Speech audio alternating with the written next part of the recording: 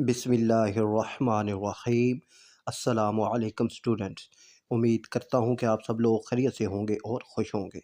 तो बच्चों, क्लास 9 तर्जमातुल कुरान के अहम शार्ट सवालात और लॉन्ग सवालात जो हैं वो आपसे शेयर किए जा चुके हैं, और हमें उम्मीद है कि वो वीडियोज़ आपने लाजमी देखी होंगी और उन सवालात की तैयारी भी आपने शुरू कर दी होगी। अब बच्चों, आज की इस वीडियो में अहम आयात मुबारका जो हैं वो आपको बताई जाएंगी। तो बच्चों, एग्ज़ाम में आपके पास जो है आयत वो भी लिखी हुई आएगी, उसका तर्जमा भी लिखा हुआ आएगा और सामने सवालात होंगे। तो आपने ध्यान से उसका तर्जमा पढ़ना है और सवालात के जवाबात देने हैं। तो अब जो अहम आयात हैं वो भी मैं आपको बता देता हूँ। तो इन आयात का तर्जमा और इनमें जो मुमकिन सवालात हैं वो आपने ख़ुद ही बनाने हैं और उनको समझना है कि कौन सा सवाल बन सकता है और उसका जवाब क्या हो सकता है।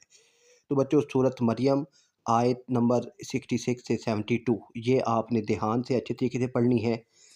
फिर सूरत ताहा आयत नंबर 74 से 80 तक ये आपने ध्यान से और अच्छे तरीके से पढ़नी है। फिर सूरत अल हज आयत नंबर 30 से 40। इसके बाद सूरत अल कसस आयत नंबर 55 से 65 तक, और सूरत अल सजदा आयत नंबर 12 से 18 तक, और फिर इसके बाद सूरत यासीन जो है इसकी आयत नंबर 33 से 40 तक। ये वो आयात हैं कि जिनका तर्जमा आपने लाजमी पढ़ना है, ठीक है, ताकि आपको आइडिया हो कि इन आयात का तर्जमा क्या है और इनमें से किस तरह के सवालात बन सकते हैं। ठीक है, एग्ज़ाम में तर्जमा भी दिया गया होगा, आयत भी दी गई होगी और सामने सवालात होंगे। तो आपने तर्जमे को पढ़ के सवालात के जवाबात देने होंगे। ये पोर्शन जो है काफ़ी आसान होता है, मगर आसान होने के साथ साथ बच्चे जवाब लिखने में भी गलती कर देते हैं। आप ये सारी जो आयत है वही जो लिखी हुई है वही उठाकर नहीं लिखनी, बल्कि उसको आपने जवाब देना है, यानी अपने अल्फाज में आपने वो जवाब देना होता है।